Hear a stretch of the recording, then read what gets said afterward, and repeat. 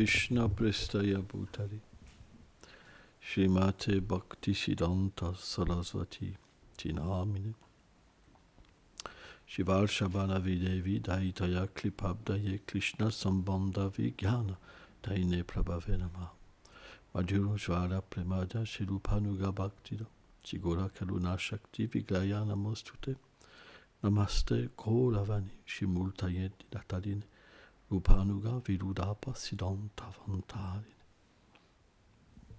Donc aujourd'hui, c'est le jour d'apparition de Srila Bhaktisiddhanta Sarasvati Prabhupada. Et c'est un jour particulier parce que Srila Prabhupada est notre acharya, dans le sens qu'il est l'exemple le plus parfait d'un dévot, puisque il vient, c'est l'envoyé en fait de Srimati Radharani, c'est l'envoyé de Mahaprabhu pour répandre le message de Sri Chaitanya Mahaprabhu, ce qui veut dire une extrême qualification. Même des grands Vaishnavas comme Srila Bhaktivedanta Swami Prabhupada ou Srila Bhakti Pramod Puri Maharaj se considéraient comme des sots au pied de Srila Prabhupada.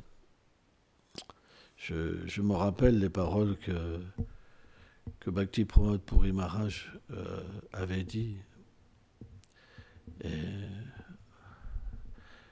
à Bodhayan Maharaj en disant « Tu sais pas qui est mon Prabhupada. C'est un véritable gourou. » Et c'est très intéressant parce que aujourd'hui, il y a toutes sortes de maîtres spirituels. Et il faut bien se faire initier, etc. Mais le vrai gourou, avant tout, c'est celui-là qui a véritablement une qualification et qui a un associé du Seigneur. Parce que lorsqu'on prend un disciple, lorsqu'on accepte un disciple, le maître spirituel, s'il n'a pas cette qualification, qu'est-ce qu'il va donner au disciple? Qu'est-ce qu'il donne? Vous pouvez donner ce que vous avez, vous ne pouvez pas donner ce que vous n'avez pas. Vous donnez quoi? Des règles, chanter 16 tours, suivre 4 principes régulateurs et revendiquer que vous appartenez à une matte, mais vous ne pouvez pas donner plus. C'est pourquoi il y a une sorte de forme d'orgueil dans le fait de penser être un gourou si on n'a pas cette qualification. Or, bien sûr, quand il n'y a pas de dévot qualifié, il faut quand même que des personnes puissent initier, parce que c'est le principe. Sans gourou, on ne peut pas faire de la bhakti. Le principe de la bhakti, c'est qu'on est engagé dans le service de Radha et Krishna. Et sans gourou, ce n'est pas possible, parce que par nous-mêmes, on n'a pas la qualification. Qu'est-ce qu'on a comme qualification? Des désirs matériels? D'avoir une bonne situation, de l'argent, du plaisir, mais ça, c'est pas comme ça qu'on sert Radha et Krishna. C'est pas avec des désirs comme ça, c'est avec des désirs transcendantaux. Hein. Or, le gourou qui a cette position et qui est qualifié, lorsqu'il engage en fait le disciple, même si le disciple il le voit pas, il participe au service de Radha et Krishna, parce que le gourou, il ne l'engage pas matériellement, mais il l'engage par le divin ordre de Radharani. En fait, quand le gourou prend un disciple, c'est Radharani qui l'initie. C'est pas que le maître spirituel, il assume la position. Il est simplement une servante d'une servante d'une servante de Srimati Radharani. Donc Radharani, elle peut même donner le nom directement au disciple. C'est comme ça que ça se passe. Sans ça, s'il n'y a pas cette connexion-là, c'est pas de la bhakti. Si le gourou n'est pas qualifié, c'est pas de la bhakti. C'est pour ça que c'est pas si évident. Or, Radharani elle-même, pour commencer une sampradaya, elle envoie son dévot.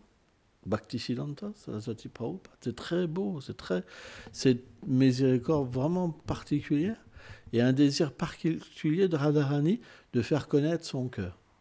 Donc de permettre à des êtres vivants les plus déchus, parce que là on parle de déchéance. Bhaktisiddhanta, il voulait que ce soit les plus déchus qu'ils puissent aussi avoir. Il a envoyé Bhaktivedanta Swami Prabhupada en Occident pour ramener les plus déchus, parce que là c'est vraiment, on est très déchus.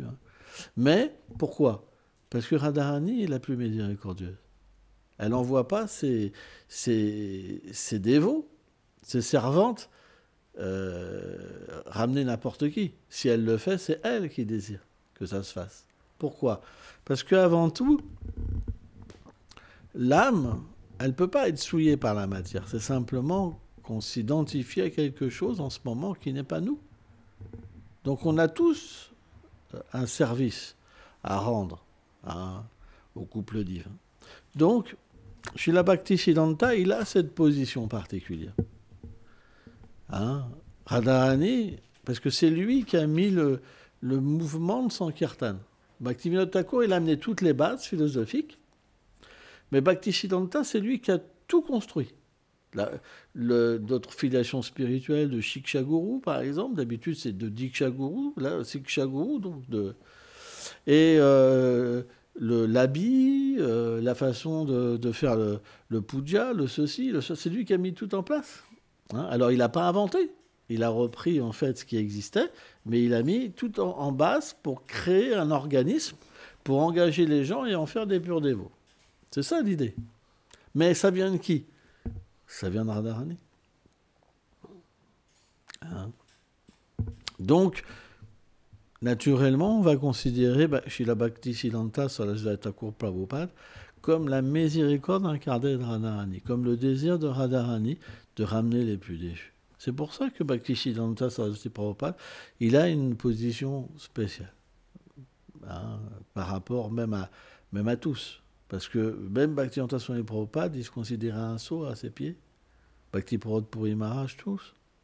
C'est pour ça que... Alors, on ne connaît pas beaucoup la vie de Bhaktisiddhanta Saraswati Thakur Prabhupada. On a pu s'attacher à Bhaktivedanta Swami Prabhupada parce que c'est lui qui nous a sauvés. Mais en réalité, il nous a sauvés pourquoi? Parce que Saraswati Prabhupada lui a demandé de le faire. Sans ça, on ne serait pas là aujourd'hui. Donc, on ne peut pas différencier, vous comprenez? Par exemple, c'est lui qui a le nom de Prabhupada. On ne peut pas lui enlever, vous comprenez? Parfois, on voit maintenant les dévots, ils disent Thakur, et ils mettent Prabhupada à Bhaktivedanta, mais c'est pas correct de faire ça, c'est des offenses en fait. On ne doit pas faire ça. Le disciple ne peut pas être considéré plus élevé que le gourou. C'est pas notre conception, vous comprenez? On fait jamais des choses comme ça. C'est pour ça qu'il y a beaucoup de... Il peut y avoir des querelles dans le mouvement de Sankirtan, parce qu'on ne fait pas ça, en fait. C'est pas correct. On ne met pas le disciple plus élevé que le gourou. Jamais, jamais, jamais. Surtout Srila Bhaktisiddhanta Saraswati Prabhupada. Jamais on fait ça, des choses comme ça. Donc, ce jour-là, on doit avoir vraiment une pensée particulière, parce que comme il est la miséricorde incarnée, on doit véritablement approcher ses pieds avec beaucoup d'humilité. Beaucoup d'humilité, c'est très très important. Nayana Mahani Manjari, c'est le nom de Srila Bhaktisiddhanta dans les divertissements de Radha et Krishna. On dit même que c'est la vision de Radharani, Bhaktisiddhanta, incarnée. C'est quand Radharani elle regarde, en fait ce rayon-là, c'est la forme originelle de Bhaktisiddhanta Saraswati Prabhupada. C'est pas des gens n'importe, c'est pas n'importe qui. C'est pour ça qu'ils ont accompli des choses extraordinaires. Srila Prabhupada disait que celui qui est doté de prem, alors bien sûr, eux, c'est des stades de prem élevés, très élevés, vraiment très élevés. Et ils peuvent accomplir des choses que tout le monde reste ébahi, que personne ne peut faire. On ne peut pas imiter. On ne peut pas imiter. On peut simplement tomber à leurs pieds et espérer même rester des dévots. Même rester des dévots, c'est pas évident. Maya est tellement puissante. Elle nous ensorcelle avec des trucs qui sont insignifiants, qui donnent jamais de goût et qui sont toujours pareils. Elle nous ensorcelle. Maya. Je lisais des poèmes de Bhaktivedanta Thakur ce matin. Et il explique ça, en fait. Les êtres vivants, des matérialistes, les âmes conditionnées, elles ont des désirs. Et les désirs, elles leur donnent même pas de satisfaction. Elles font juste souffrir. Mais pourtant, bien qu'ils souffrent, ils ne s'abandonnent pas au Seigneur suprême. Si vous leur donnez un service au pied de Radharani, ils n'ont pas envie, ils se sentent rabaissés, alors qu'ils se retrouvent dans des situations mais tellement plus rabaissantes et horribles, mais pourtant ils peuvent. Tout est inversé. Et c'est ça qui est triste, en fait. Parce que sans la miséricorde d'un gourou, sans s'abandonner au gourou, on ne peut pas avoir la force de dépasser tout ça. Tout seul, c'est impossible. Il y a juste par la miséricorde du gourou. Si vous tombez au pied d'un Vaishnav qualifié, et là, en fait, Krishna peut tout faire. Il est dans le cœur. Il peut tout enlever. C'est pour ça que Krishna nous met dans des situations pour comprendre ça. Sans la grâce du gourou, on n'obtient rien. C'est pour ça, l'orgueil est là, mais ça ne sert à rien. Ça sera toute une vie comme ça de misère. Surtout quand on a la miséricorde et qu'on ne la prend pas. C'est encore plus la misère. Parce que quelqu'un de normal, il se lamente, il ne comprend rien. Mais si vous avez la possibilité d'avoir miséricorde, vous voyez que vous cachez votre existence. Vous le voyez. Krishna est là. Et il vous donne une projection. Tout est toujours disponible. C'est nous qui ne prenons pas cette miséricorde. Mais elle est là. Elle est là. Elle est juste à côté de nous. Mais proche, plus proche, elle est proche de notre réalité, pas de l'illusion. C'est pourquoi c'est des choix de vie. C'est des choix de vie. Bhaktivinoda Thakur, il dit, servez plutôt le couple divin au lieu de servir Maya. Servez votre réalité. Parce que cette position-là, elle ne vous apportera rien. Juste de renaître encore et encore dans ce monde et refaire la même chose. Vous n'aurez pas plus dans votre prochaine vie. Pensez pas que vous aurez plus. Krishna est réciproque avec votre qualification et avec ce que vous voulez. Vous n'aurez pas plus. Vous aurez les mêmes misères. Ce qu'un enfant expérimente, c'est rien par rapport à ce qui va... plus vous êtes vieux, plus ça s'accumule. Pensez pas que ça s'arrête, les misères. C'est juste une addition. Ça ne s'arrête pas. Ce monde-là, ça ne s'arrête pas. Là, par exemple, là, je lisais, Macron, il va envoyer des troupes en Ukraine, carrément. C'est une déclaration de guerre. Ça ne peut pas s'arrêter. Parce que c'est de la nature matérielle. C'est comme un monstre qui mange tout. Krishna dit, je suis la mort qui dévore tout. Parce qu'en fait, les êtres qui exploitent la nature matérielle, ils sont tués par leur propre nature démoniaque. Ils se tuent entre eux. C'est comme ça qu'ils disparaissent. Ça ne peut pas être autre chose. Quand il y a trop de personnes qui ont des natures mauvaises, alors ils se tuent entre eux. Ils ne savent même pas se défendre tout seuls, mais ils envoient les autres mourir. Vous vous rendez compte? C'est terrible. Ils seraient incapables même de se défendre tout seuls. Mais là, ils sont prêts à faire la guerre et à vouloir tout détruire. C'est ça l'âge de Kali. Même les guerriers, ils n'ont même pas la force de se battre. Dans les autres âges, ils avaient la force pour battre une armée entière. Mais là, ils ne peuvent même pas se défendre tout seuls et ils envoient les autres. Pour des intérêts économiques. Hein. Donc, c'est pour ça que les gloires de Bhaktisiddhanta Sarasvati Prabhupada, elles seront connues, c'est juste question de temps. C'est des personnages extraordinaires. Alors bien sûr, il y en a qui essayent de les faire connaître en rabaissant Bhaktivedanta Swami Prabhupada, c'est pas une bonne chose non plus. Hein, c'est pas une bonne chose non plus. Parce qu'on ne peut pas rabaisser Bhaktivedanta Swami Prabhupada. Parce qu'il a été envoyé lui aussi. C'est pas juste une personne ordinaire. On voit que dans son horoscope, tout était déjà prédit, hein, qu'il allait tout répandre, etc., etc. C'est un envoyé du Seigneur aussi. Hein. C'est pourquoi certains, ils ne reconnaissent pas Bhaktivedanta Swami Prabhupada, par exemple. Ils reconnaissent que Bhaktisiddhanta. Mais ce n'est pas notre philosophie. Notre philosophie, c'est que le Seigneur envoie différents associés éternels. On ne fait rien tout seul. On ne fait rien. Par exemple, si vous avez une mission, mais que Krishna n'envoie pas des gens qualifiés, ça ne se répand pas. C'est ce que je parlais à Maharaj. Je lui disais, Maharaj, tu es comme un vieux, tu fais rien. Tu prêches pas, tu fais rien. Parce que c'est comme ça. Si le Seigneur n'envoie pas des gens qui sont qualifiés, qui ont un certain pouvoir, il n'y a rien qui se passe. Il n'y a rien qui peut se passer. Parce que la mise en pouvoir, elle vient quand Radharani veut. On voit, même Bhaktivedanta Swami Prabhupada est tellement testé au début. Tellement testé, il n'y a rien qui marchait. Rien. En 10 ans. Et puis d'un seul coup, ça a marché. Donc c'est pour ça, on a envie de participer, parce que quand on participe à donner la miséricorde, on la reçoit. C'est un principe. Tout le monde parle de ça. Même les New Age, tout le monde connaît ce principe-là. Quand on donne, on reçoit.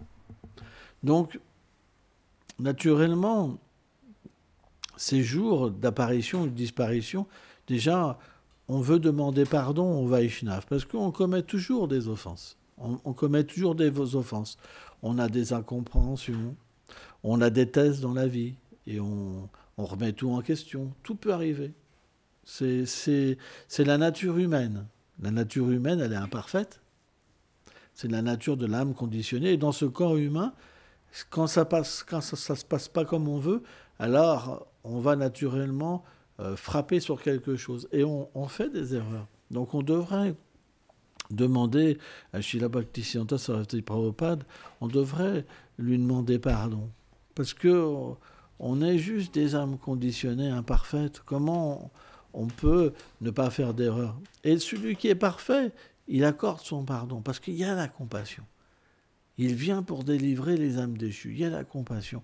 Et puis aussi, on peut prier pour participer à la distribution. Hein. On peut demander à participer. On a aussi besoin, véritablement, d'aider les autres. C'est quelque chose qui est là dans le cœur des Vaishnavas. Mais c'est tellement difficile en France. C'est tellement difficile. On est vraiment dans un peuple d'athées qui se revendique athée comme une religion. C'est très fort en force. Hein. À part peut-être ceux qui naissent dans des familles religieuses. Mais en fait, tous les gens en France sont profondément athées. C'est leur religion. Et c'est très difficile, même pour eux, de venir dans un endroit de pratiquer, parce que toute la famille les rejette. La société les rejette. C'est dur. En fait, quand vous devenez un dévot du Seigneur, en France, tout le monde vous rejette. Vous n'êtes plus normal. Vous n'êtes plus quelqu'un de bien. Vous êtes un fou. Moi, j'ai connu ça. Hein. Vraiment, c'est difficile. Alors, ils vous le disent pas ouvertement, mais vous n'êtes pas normal. Vous êtes bizarre. Ils vous le disent pas ouvertement. Hein. Mais ils en pensent pas moins. Donc, c'est super dur. Prêcher en France, moi je me rappelle, il y avait des dévots qui distribuaient des livres, ils disaient en France, les dévots c'est des héros.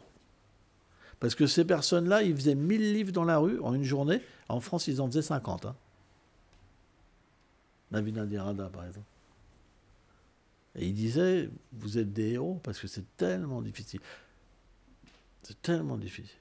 C'est pourquoi on a besoin de comprendre que si on ne prie pas, et si on ne dépend pas des Vaishnavas, à un moment, on devient terrassé par le fait que c'est trop difficile. Et on va juste rester entre nous et baisser les bras, en fait. C'est ça la réalité. C'est qu'on baisse les bras parce que c'est trop difficile par nous-mêmes. Et c'est pour ça qu'on a besoin d'une miséricorde spéciale, d'un contact spécial. Et on n'a pas le choix. Parce que ces personnes spéciales, elles donnent le pouvoir, elles donnent la force. Par nous-mêmes, on est trop petit pour donner la force. On est trop petit, quoi. C'est pour ça que ces jours-là, il faut vraiment prier, c'est important. Hein. Merci beaucoup.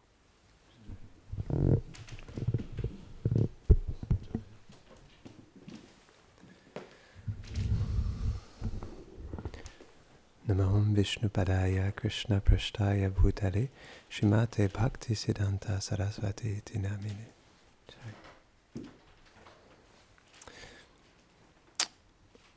C'est vrai que Bhaktisiddhanta Sarasvati Thakur, c'est tellement une personnalité spéciale. Et on le voit dans sa propre vie, dans sa propre personnalité. Un jour, il avait 5 ans, il voulait apprendre l'anglais. Et pour apprendre l'anglais, il a pris un dictionnaire, il s'est enfermé dans une chambre, puis au bout de 3 jours, lorsqu'il est sorti, il comprenait parfaitement l'anglais. Qui peut faire ça? Et aussi, quand il était un petit enfant, quand il était Bimal Prashad, Bhaktivinoda Thakur, il prêchait beaucoup à l'époque et c'était une personnalité qui était très puissante aussi, Bhaktivinoda Thakur. Lorsqu'il faisait des programmes, il y avait des milliers de personnes. Et Bimal Prashad, il l'accompagnait. Et quand il allait avec lui dans les programmes, il prenait un Chaitanya Charitamrita en dessous de son bras et l'autre bras, il prenait le Srimad Bhagavatam. Et il accompagnait son père comme ça. Et il était tellement expert que même quand il était un jeune enfant, son père, il lui avait demandé de rééditer tous ses livres qu'il avait faits, qu'il avait écrits. Et même s'il était son fils, Bhaktisiddhanta, même en l'éditant, il n'éditait pas juste le livre, mais l'écrivain aussi, celui qui avait écrit le livre, Bhaktivinoda Thakur. Parce que, en fait, c'était la particularité de Bhaktisiddhanta Sarasvati Thakur, il ne pouvait pas accepter qu'il y ait aucune faille dans la philosophie. Il fallait que ça soit complètement parfait. Quand il était un peu plus âgé, à un moment donné, Bhaktivinoda Thakur, comme il faisait souvent des programmes, un beau jour, il ne pouvait pas assister à un programme et il avait demandé à son fils d'aller au programme. Il y avait des milliers de personnes. Et quand il est revenu du programme le soir, son père, il lui a demandé, il lui a dit « Comment ça s'est passé? Est-ce qu'il y avait beaucoup de monde? » Et son fils lui a répondu, il lui a dit « Il n'y avait que 2 personnes. » Il a dit « Quoi?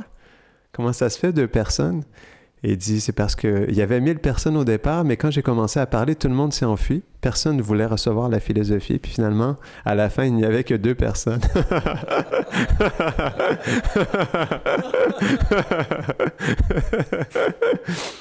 Il était vraiment tranchant. Singha Guru, c'était un gourou comme un lion. C'est expliqué, à cette époque-là, il n'y avait pas de microphone, mais il hurlait. Quand il parlait, il criait, il parlait vraiment fort. Ah!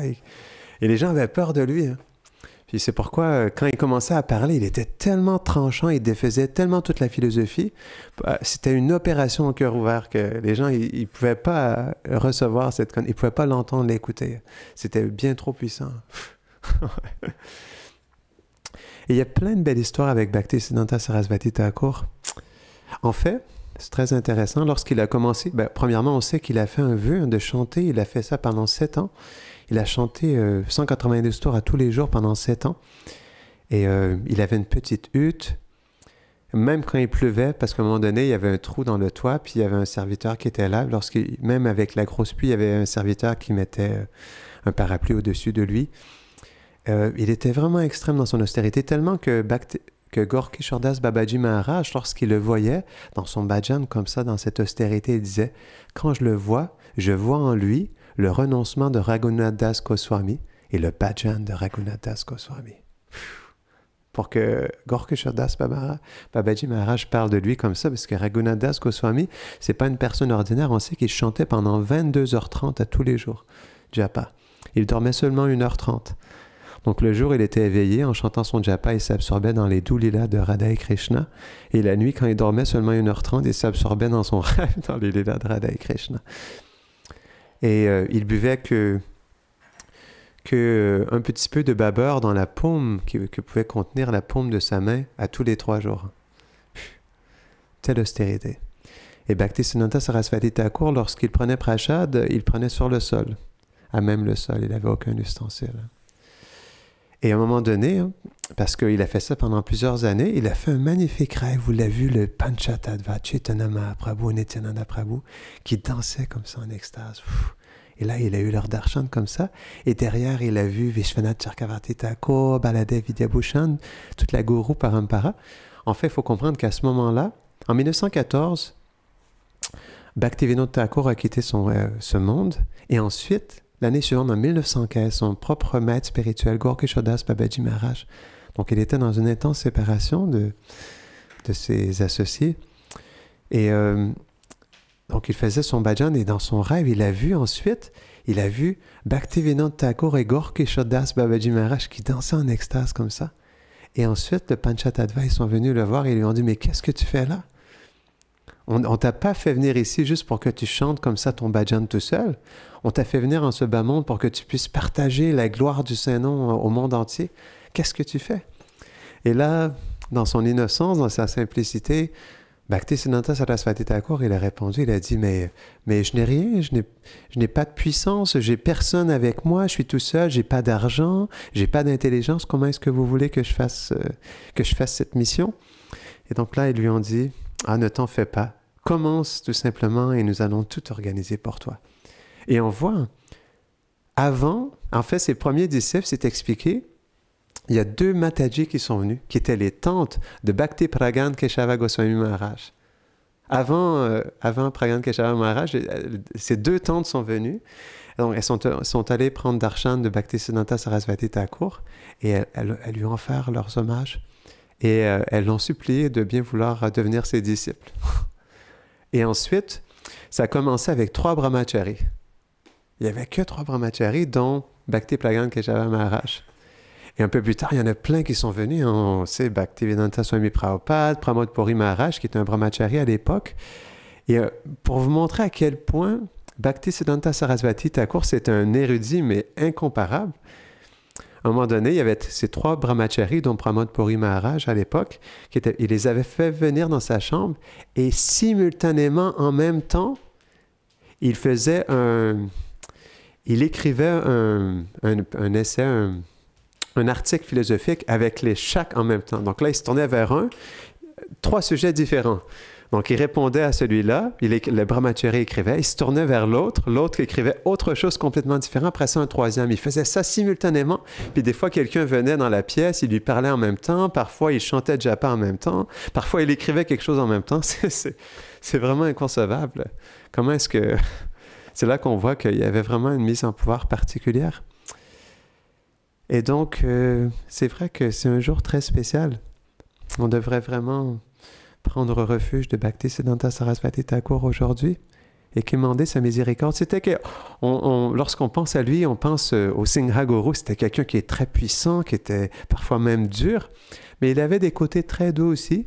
Il y a une autre histoire qui est vraiment merveilleuse. À un moment donné, dans la Math, il y avait un arbre de jacquier, qui sont des fruits très sucrés. Et à ce moment-là, les fruits du jacquier, ils étaient très mûrs. Et à un moment donné, lorsqu'ils sont allés le matin pour voir les fruits du jacquier, ils voyaient que les disciples de Bhaktisiddhanta voyaient qu'il manquait des jacquiers. Et donc là, ils ont réalisé qu'il y avait quelqu'un qui allait voler les fruits jacquiers. Donc ils se demandaient qu'est-ce qui se passait. À un moment donné, donc, il y a 2 brahmacharis qui ont voulu rester toute la nuit pour voir, à côté de l'arbre, pour voir qui allait voler. Finalement, il n'y a personne qui est venu. Le voleur, il s'est rendu compte qu'il y en a qui surveillaient le jacquier la nuit. Et donc, il s'est dit, je vais plutôt aller l'après-midi parce que même à cette époque-là, les dévots, ils prenaient bien prashad et ensuite, après le prashad du midi, ils allaient faire la sieste. Ils se reposaient. Il s'est dit, je vais attendre qu'ils aient bien pris prashad. Une fois que tout le monde sera reposé, là, je vais aller voler les jacquiers. Donc, mais malgré ça, il y a des serviteurs qui étaient présents à ce moment-là, lorsqu'il a voulu voler le jacquier cet après-midi-là. Et donc, ils se sont dit, ah, il est là, le voleur, on l'a trouvé, au voleur, au voleur. Donc là, ils étaient complètement outrés. Et il y a un disciple de Bhaktisiddhanta Sarasvati, parce qu'il voulait le punir, et un disciple de Bhaktisiddhanta Sarasvati Thakur a dit, non, on ne devrait pas gérer le karma des gens comme ça, ce n'est pas notre responsabilité. On devrait l'amener à notre maître spirituel. Donc, ils ont amené le voleur auprès de Bhaktisiddhanta Sarasvati Thakur. Et donc, il se demandait qu'est-ce qui allait se passer. Et donc là, il s'est assis devant lui, il tremblait. Il avait peur parce qu'il ne savait pas qu'est-ce qui allait se passer. Est-ce qu'on va me donner punition de mort? Il ne savait pas exactement il avait vraiment peur. Et donc là, Bhaktisiddhanta, il est assis à côté de lui. Il a dit, bon, ok, mais qui es-tu? Comment t'appelles-tu? Mais pourquoi as-tu volé? Donc il lui a dit, j'ai volé parce que je suis pauvre. J'ai pas un sou. Et il lui a dit, est-ce que pourquoi? Est-ce que tu voles juste pour toi? Il dit, non, non, pas juste pour moi, j'ai une famille, j'ai ma femme, j'ai mes enfants, j'ai mes parents qui habitent avec moi, on n'a pas un sou, et si je vole pas, j'aurai pas de nourriture pour nourrir ma famille. Et ce que je fais, quand je prends un jacquier peut nous nourrir pour une semaine entière. Et Bhaktisiddhanta Sarasvati Thakur, quand il lui parlait comme ça, le voleur, il avait sa main sur son épaule comme ça. Mais il lui a dit, mais comment tu peux survivre, toi et ta famille, en prenant juste du jacquier? C'est pas possible, il te faut du dal, du riz, du sabji. Il leur donne tout de suite à ses disciples, préparez un repas, du sabji, du dal, du riz, et servez-lui du repas, et préparez assez de prashad pour une semaine. Et donc, en premier, ils ont assis le voleur. Et c'est expliqué que quand le voleur, il lui parlait, il lui disait que lui, sa famille, ils n'avaient rien à manger, Bhaktisiddhanta Sarasvati Thakur, il avait des larmes dans ses yeux, il pleurait, comme ça. Là. Il était vraiment attristé d'entendre ça. Et donc, il leur a dit, vous cuisinez un merveilleux festin. Donc, ils ont assis le voleur. Il était là, il ne savait pas ce qui se passait. Il mangeait un merveilleux festin. Donc, ils ont préparé un gros festin pendant une semaine. Et donc, il a dit au voleur, mais comment tu vas apporter ça? Ben, je ne sais pas comment je vais pouvoir apporter tout ça.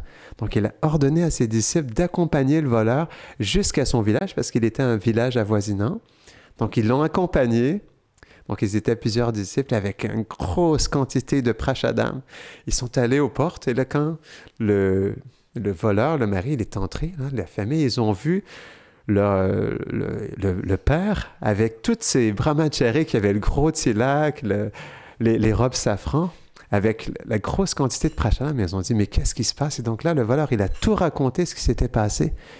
Et la famille, ils étaient tellement touchés de la compassion et de la miséricorde de Bhaktisiddhanta Sarasvati Thakur que le lendemain, ils se sont tous rendus à la mat pour rendre leurs hommages à Bhaktisiddhanta Sarasvati Thakur, et ils sont tous devenus des disciples. Ils ont reçu Diksha de toute la famille entière de Bhaktisiddhanta Sarasvati Thakur. Wow. Donc,